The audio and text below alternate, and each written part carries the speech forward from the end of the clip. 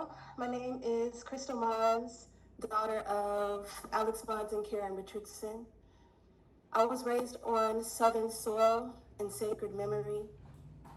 This project is my offering, a medicine, an honoring of care work passed through my bloodline, and a call forward for generations to come.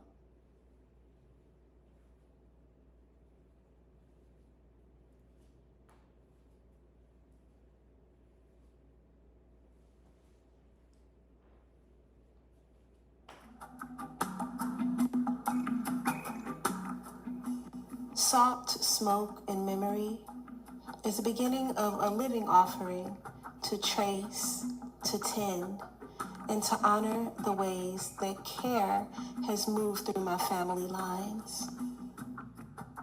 Care in my family looked like so many things. My mom planting trees and rose beds on the land where the house stood that my dad built for us. Gang Gang, one of my great-grandmothers, keeping strawberry shortcakes ready on summer days. Kara looked like fish cleaned after catch, gumbo stirred with loving hands, even his music filling the home.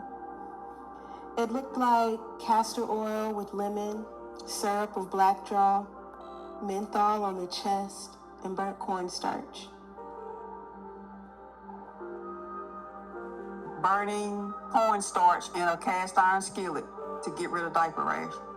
And you burn it until it gets brown, and you put it in Ziploc bags like baby powder, and you put it on for diaper rash. And of course, now we know the cornstarch absorbs the wetness, so it keeps the wetness from the skin, so it heals diaper rash really fast.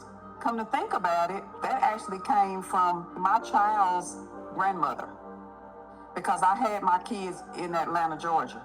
And I remember her at the stove burning that cornstarch and putting it in the Ziploc bags and bringing it to me. And she was the one that put the $50 on my kids' navels too. I remember having German measles when I was little. And it was just like nobody could come in the room with me, and the room had to be dark, and it was been very contagious too. And so they, like the windows weren't open. Care was also prayer, in Catholic whispers, in missionary Baptist shouts and hands lifted high, in crescendoed harmonies. It continues to show up. It was my aunt as a nurse.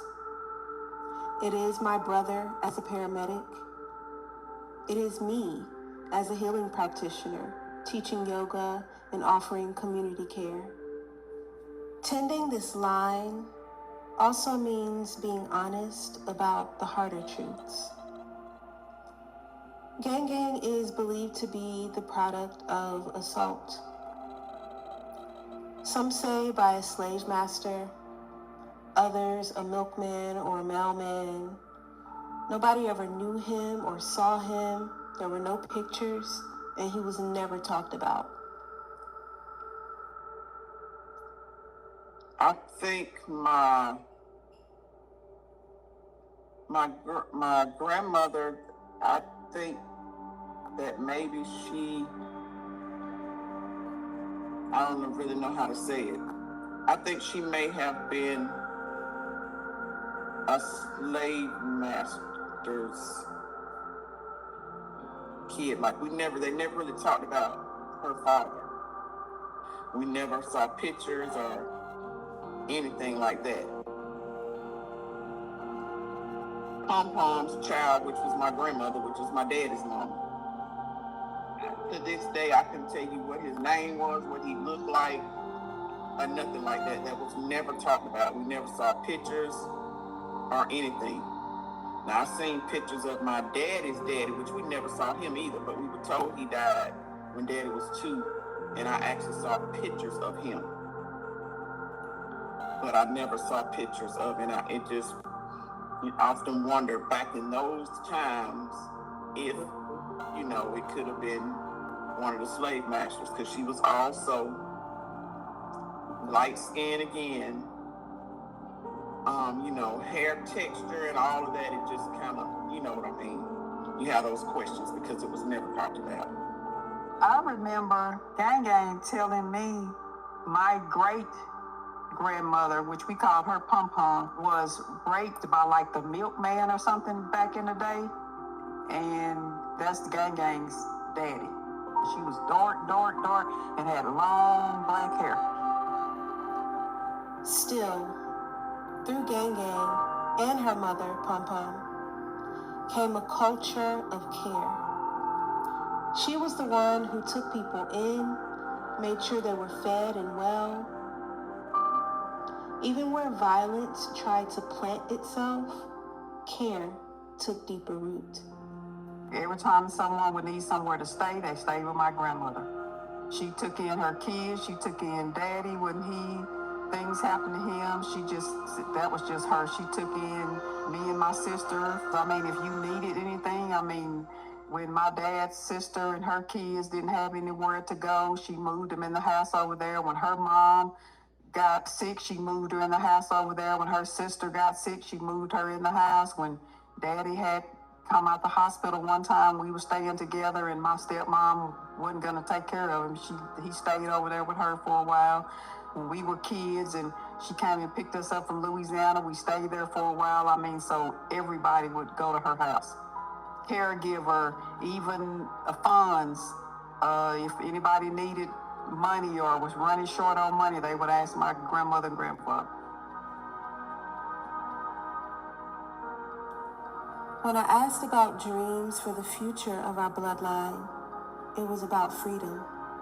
Still, it's always been about freedom. To live without fear, to be successful and happy, to gather again in one big space, all sides of the family, learning just how far back our lines reach. The reminders were clear. Remember the fights that made our lives possible. Know where you come from, so nobody can scare us away from our roots. Strive to always be better. Don't settle. Do what makes you happy, not to try to please someone else. Don't let anybody ever tell you what you can't do.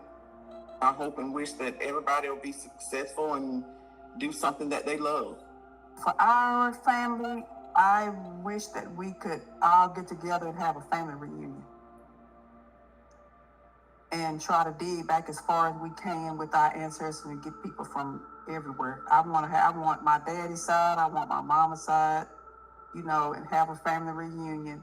And for Creole people, always make sure when people say little ugly things about you from Louisiana, you're going to put voodoo on me and all that kind of stuff. Know your history so you can fight back. They still do that to this day. When somebody say, where are you from, Louisiana? Oh, you do that voodoo. And that's the first thing that comes out of people's mouths. It's portrayed to be the devil. And that's what people will say. You will go into some religions and they will say that voodoo is the devil's work. And it's not. It's our protection, it's our culture, it's our way to cope, it's our peace mechanism. It's a cultural thing that they don't understand, and they need to understand before they start speaking negative on it. Much of this line of care was also about justice. My grandpa Eddie Richardson, started newspapers, Juneteenth celebrations, a chamber of entrepreneurs, and so many spaces for Black folks in Lubbock. And not just in Lubbock.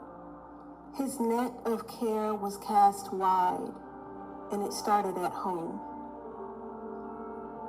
On his way out, he knew that his daughter was on her way over to provide that care and a meal that she often did, that he always provided both of his daughters. He used to say, you get back what you give in life. Everything comes back to you tenfold. And that care was reciprocal. He was a civil rights activist. There's actually a old elementary school that is renamed with his name, the Eddie Price Richardson Head Start. He founded a newspaper there, Lubbock Digest, and then some years later they changed the name to Southwest Digest, and it was just a weekly publication. He was the founder of the Lubbock Black Chamber of Entrepreneurs. But the newspaper thing led him to be a member of the Texas Publishers Association and the National Newspaper Publishers Association. He was a leader of the Lubbock Emancipation Celebration Committee. He was a founder of the Juneteenth celebration in Lubbock. Later led him being appointed to the Texas Juneteenth Cultural and Historical Emancipation Commission and Lubbock Juneteenth celebration. He just did a lot in the Black community. He had a TV show that he founded called What's Going On. He did a lot for the community, and he was, to me, like a silent soldier. He just did everything and didn't want any credit for it, didn't want, wasn't out for publicity. He was just doing it to help, and so that's what meant the most to me, is that he was always willing to do things and help things for the Black community without wanting to be patted on the back for it. This is Salt, Smoke, and Memory, tracing a Southern lineage of care. And this is just the birthing stage of deep listening and a living altar to tend the line that never broke. I offer this not just to my own bloodline, past, present, and future, but to every Black, Southern, Creole soul who has ever wondered just how far back their tending goes. May we keep learning. May we keep being fed by the gifts of our ancestors. And may we continue to pass them on.